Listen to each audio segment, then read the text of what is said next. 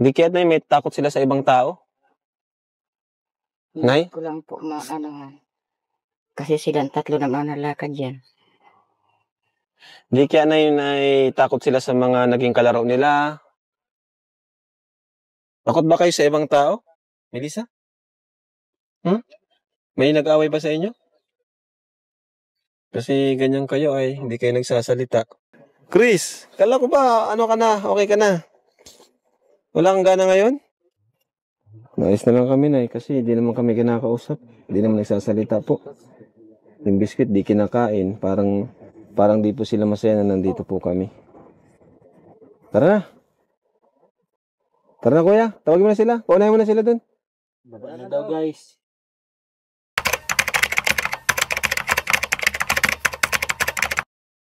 So yan guys, good morning, good afternoon, and good evening pong muli sa inyong lahat. Ito muli ang inyong lingkod, Batang Elio po ano.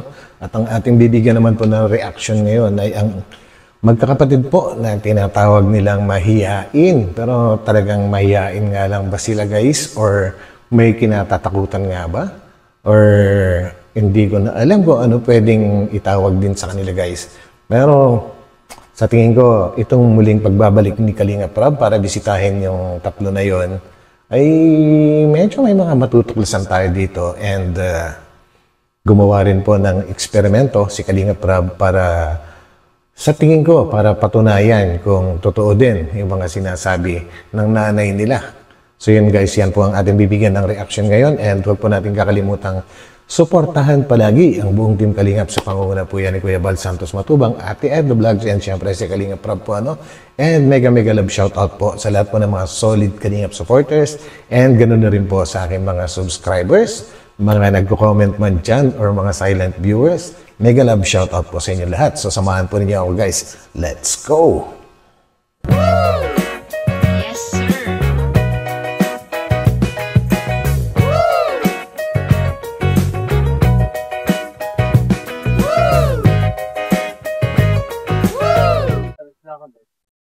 Ba't umiyak ka, Bea?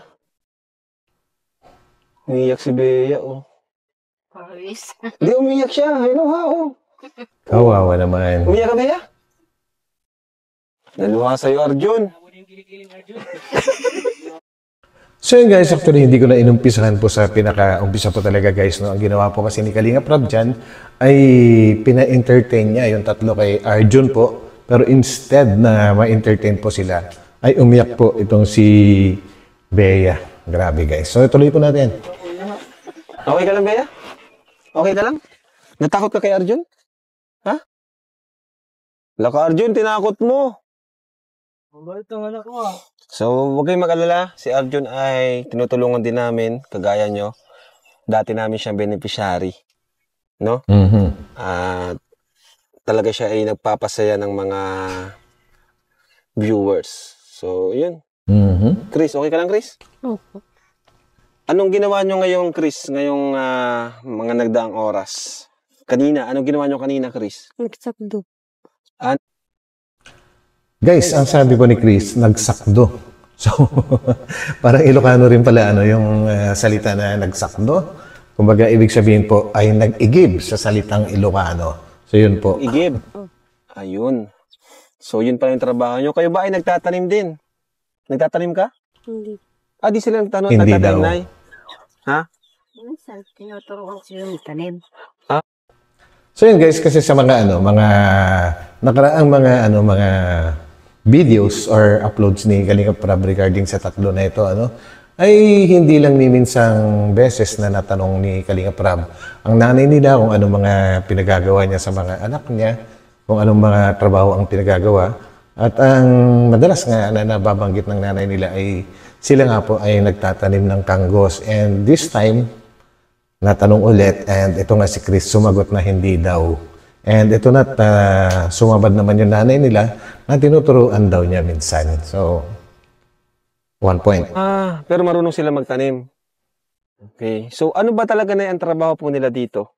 Yan. Natabo, tapos makakuha ng panggatong nalaba. Ang dami guys. Naglalaba sila. So, ayan. So, may iba pala silang ginagawa dito, Nay. Kayo ba, Nay, binibigyan niyo po sila ng trabaho? Yan, naglalaba nga. Ano pa? Yun lang po, nagluluto. Pero tinuturuan niyo naman po Mhm. sila na maging productive yung araw nila. Hindi yun nandito lang sa bahay, nakamukmuk. Kasi mapasok ka na, Nay, di ba? So, turuan na natin silang lumabas. Lumalabas ba kayo, Melissa? Alam niyo guys, kung bakit tinatanong ni Kalinga Prab yung mga ganong bagay, actually sa lahat naman po ng mga beneficiary ay tinatanong niya yung mga ganong bagay, no? Para po malaman kung talagang productive sila and na-exercise yung kanilang mga kaalaman po, ano? Pero itong tatlo, parang iba po yung nangyayari dito. Parang hindi masyadong lumalabas ng bahay kaya Kaya kumbaga ganyan sila. Siguro nga ay hindi ko alam guys, mahirap pong pangunahan. Pero yun lang ang aking sariling obserbasyon. Talagang dyan lang sila palagi. Lumalabas ka? Ha? Opo. Kaya kailangan yan, ano? So, ito, may dala tayong Yan. O, Chris. Daya. Chris, kainin mo nga. Kain ka, Chris. Buksan mo daw. Akin buksan ko, ha. Kumain kayo, ha. O, ito, ha. Gusto ko kumain kayo ngayon, ha. O. Kain ka, Chris. Chris, ano mo? Sige. Sige daw. Subo ka. Lumuli na. Subo na, Chris. Sige, Chris. Subo na. O, kuha ka, kuha. Sige na, kuha na. Bakit? Wala na. Nagbago Ayaw na mo? rin si Chris. Ayaw mo, Chris? Actually, guys, alam naman po natin na si Chris dati, yan yung pinakamadaling kausap. And yan ang talagang sumusunod. Pero bakit ngayon nag-iba na siya? Kumbaga, parang nahawa na siguro sa dalawang kapatid niya na mahirap kausap. Kumbaga, kahit paulit-ulit mong tanungin, talagang kung binabayaran lang ang bawat salita nila, ay naku, hindi sila kikita, guys. Kasi hindi naman sila talaga sumasagot hanggat hindi mo pipilitin. Yon, grabe po, Parang wala silang gana, Nay, no? O, ikaw nga, Melissa, Oh, sige. Ha? O, kainin nyo. Alam ko gutom na kayo, eh. Oh, Bea. Sige na. Kain na. Sige na, Bea. Ano Melissa. sa kanila? Hag sila dito yung sa dita. Sila Starbucks. Starbucks? Ayun po guys, kung narinig niyo po sinasadyos ni Arjun kay Kalinga Prab na parang uulitin ulit yung ginawa ni Starbucks na yung pagalitan sila. Actually guys, I think hindi naman kailangan gawin talaga yun eh. And samot-sari nga yung mga comments dati ng mga viewers na maraming hindi nagkagusto, meron din nagkagusto. So yun guys, so mas maganda siguro kung si Kalinga Prab talaga ang talagang kakausap sa kanila. Kasi alam ni Kalinga Prab kung ano yung ginagawa niya guys. Alam niya kung tama ba or mali at saka yun. Oo. Hindi na kailangan. Yun, O, sige, hindi na kain kailangan. Sayang naman. Dali, kain. Sige na, Bea. O, si Chris ang una. O, Chris. Subukan kita, Chris, ha? Kaya tigat Oh, sige na, kagat. Kagat. Sige na. Tamo na yan. Wala Ito na. na nanay. May sakit ba sila? Wala naman. Hawakan mo.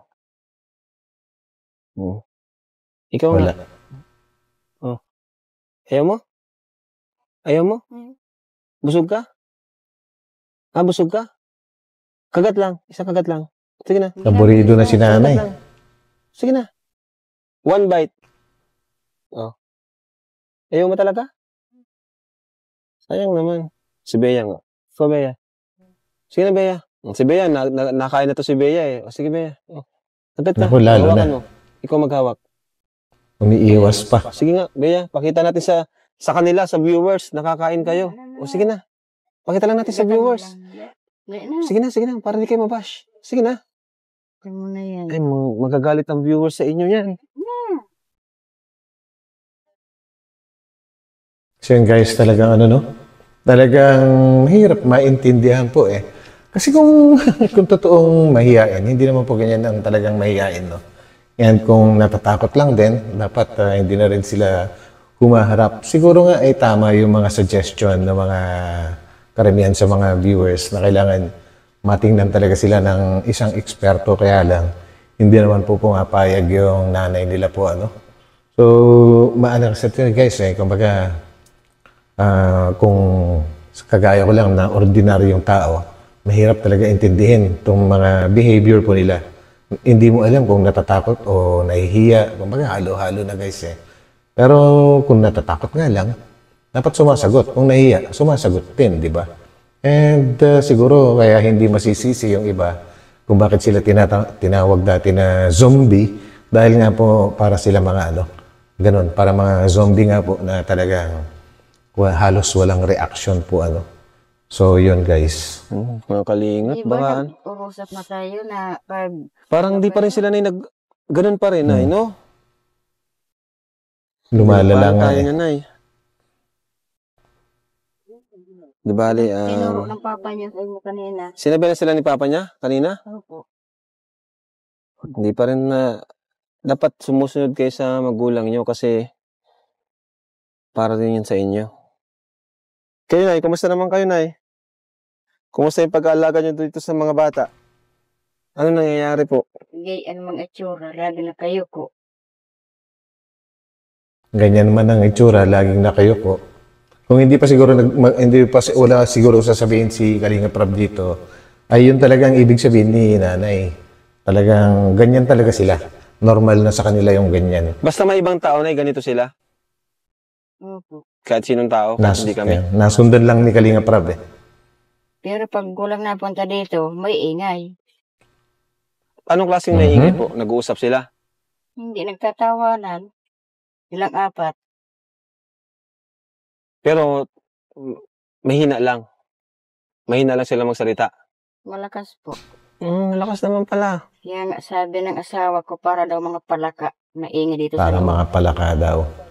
Pero pag sa labas, Wala po silang imik. Bakit kaya? hindi kaya, Nay, may takot sila sa ibang tao? Yun, pwede. Nay? Ko lang po kasi silang tatlo na mga nalakad dyan. Hindi kaya, Nay, takot sila sa mga naging kalaro nila? Bakit gano'n na guys, no? Tuwing tatanungin si nanay, kadalasan mga sagot niya, pagka mga ganong bagay, hindi daw niya alam. Siya po yung nanay, di ba? Siya po yung nakasama ng tatlo sa kanilang paglaki. Bakit parang wala siyang alam sa nangyayari sa mga anak niya? Bakit ganun? Takot ba kayo sa ibang tao? Melissa? May nag-away ba sa inyo? Kasi ganyan kayo ay hindi kayo nagsasalita. Malapit na ang pasukan. Nire-ready namin kayo sa pasukan para matuto kayo. Pati si Chris, parang na rin. Nay, si Chris, ba't parang nahawa na. gaya na dun sa dalawa? Chris, kala ko ba, ka na, okay ka na? Wala kang gana ngayon? Kagigising lang. Uy, kagigising lang daw. Nais na lang kami, Nay, kasi di naman kami kinakausap. Di naman nagsasalita. Ayun na, nagtampo na. Yung biscuit, di kinakain. Parang di po sila masaya na nandito po kami. I think so. Tara na. Tara na, kuya. Tawagin mo na sila. Paunahin mo na sila dun. Baba na daw guys. Tara na. Ano ba? Ano Bea? Bako nag-urore na kita. Grabe ka mo. Sayang opportunity, guys. Ina pa. Narinig niyo yung nagsalita guys, parang si Kapitana yun si Grace, yung sayang yung opportunity guys. Pero after that ay aalis po sila guys, aalis sila. Kunyari na uuwi na sila, pero siguro kinausap na nila yung nanay ng tatlo na mag-iiwan po sila ng camera para mag-observe po kapag kung ano yung magiging behavior nila kapag wala ng ibang tao, baga nanay na lang nila yung kasama. May pagkakaiba po kaya guys? Talagang mag-iingay po kaya itong mga to? Magsasalita kaya? Kapag sila na lang, yan po ang ating titingnan. Wala makadakin. Ano? Bea.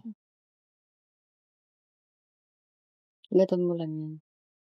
Bye-bye. Alas na talaga kami na eh. Yan, naalis na sila. Sabi nga na yan. So yan guys and I think dalawang camera po yung yung iiwan nila, siguro nakatago. And I'm sure na alam ni nanay yan kasi hindi pwede na hindi niya alam yan eh. Para lang ma-observe kung may magbabago nga ba kapag wala yung mga bisita po nila. Kung sila-sila lang, dahil kagaya nga nasabi ni nanay, na maingay sila kapag walang ibang tao. So, tingnan po natin.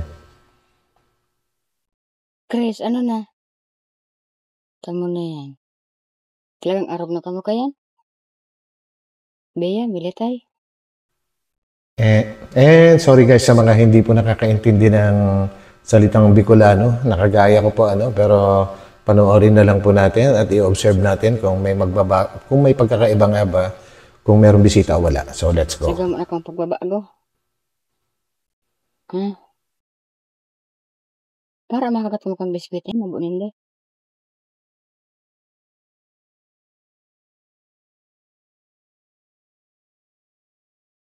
Yung gusto rin daw. Pasalamat ka mo, Bea. Tinatabangan ka mo. Pag iyan nawara sa hindi, sabihan ko ka mo. Hirak-hirak nindo, Bea. Kala lang nindo. Naku yan, Bea, para sa mo. Para iyan sa endong tulo. Itong ikararahay kan sa endong buhay. Itong makaadal ka mo. Di na ko mag-arab sa ko. Na ako, dit lang inadalang ko. Kami tios. Pasalamat ka mo tayo nagtatabang sa endo. Para makanood ka mo. Bako ini para sa mo, para sa endo. Maswerte nga ni ka mo. Linga iba dyan no. Haloy-haloy na igdiha nagtatabangan. Kamu nga ni maswerte. Tayo nagtatabang sa endo. Tapos arap pa kamo kaya. Makakana lang kami ng biskwit, depende kaya. Ano? Hindi yan, pero na kayo ko. Para makagat ka yan.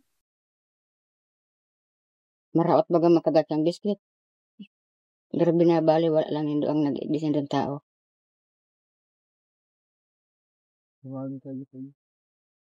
Bako nakakangirit, militay. Totoo ang sinasabi ko sa endo.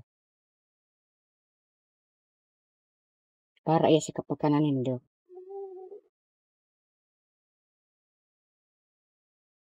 Yung gusto nindo, habang buhay ka hanak-hanak ninyong dyan, inarap ka na gusto nindo. Mabuin doon tabangan ka mo. Isip-isip mo ka mo. Alam niyo guys, naawa rin ako sa nanay po nila kasi parang halos ginagawa rin niya yung lahat na alam niya na makakatulong para sa tatlo. Kaya lang, bakit ganun? Bakit ganun yung tatlo guys? Saan kaya nag-umpisa at paano nag-umpisa yung problema nila sa kanilang pag-uugali na ganito po Naawa ko talaga kay nanay. Siyempre gusto rin niyang mapabuti yung mga anak niya sa pamamagitan ng tulong ng Kalingap. Pero parang walang nagbabago guys and mabuti na lang, malaking pasalamat na rin guys at si Kalingap Rob ay napakahaba po ng pasensya niya. Kumbaga hindi basta-basta sumusuko. And I think kung ako lang po ang magsasalita, hindi basta-basta susukuan ni Kalingap Rob ito guys. Lalo yan na matcha-challenge. Ito talaga mula umpisa malaking challenge na po ito kay Kalingap Rob Hanggang ngayon, walang pagbabago. Sinusubukan niya lahat kung iba-ibang pamamaraan. Sinama niya si Grace para makausap babae. Hindi ganun ka-effective. Ngayon, may nagalit, pinagsabihan sila. Saglit lang yung effectivity. After that, wala na ulit. And then, may nagpapakengkoy kagaya ni Arjun. Instead na matuwa sila, baliktad naman po yung naging resulta. Kumbaga, naiyak pa si Bea. So, yun, hindi tumitigil po si Kalingap Rob sa pag-i-eksperimento kung ano yung pwedeng magustuhan nitong mga bata na ito. Dahil ipasyal mo sa labas, ganun pa rin. Ipasyal mo sa ilog, sa mall, walang pagbabago eh. Pare-pare, isa lang po, napaka-consistent po ng ano nila, ng behavior nila na ganyan. Grabe. Para makagat ka yan. Dahil nakakaugma ang gibo nindong iyan. Pirang bisis ko na kamo tinaraman. Na pag may maabot ng tawa, hampangon nindo, kakaulayo nindo. Ano baga talaga? Bakit araw ka mo kayan? Sala bagang tuklo ko?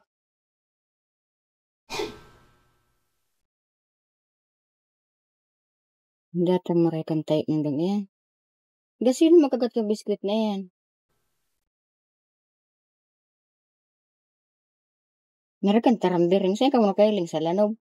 Si Bia sa labot. Nakasirip. Nang sinisirip mo dyan? Nakamang karoon sinisirip dyan. Sinisirip. Sarap Ilocano yan. din po yun, guys. Sinisilip. Kung ano yung biskuit na yan, kagato nindo. Nakakais ng bagayan. Ano? Anong gusto nindo? Para mo grabe na nauungis indo, ugali nindo iyan. Imbis ka ulayin nindo dae. Kala nindo, hindi lang nauungis. Ako nauungis ako sa indo. Dahil arrogant ang Guys, ito hindi ko na magets. Ano yung nauungis? Nagagalit? Naiinis? Or what? Kumbaga, tinatsambahan ko na lang. Paki-comment na naman po guys para kahit paano may matutunan din po ako guys sa salitang Bicolano. Thank you. tayo nindo.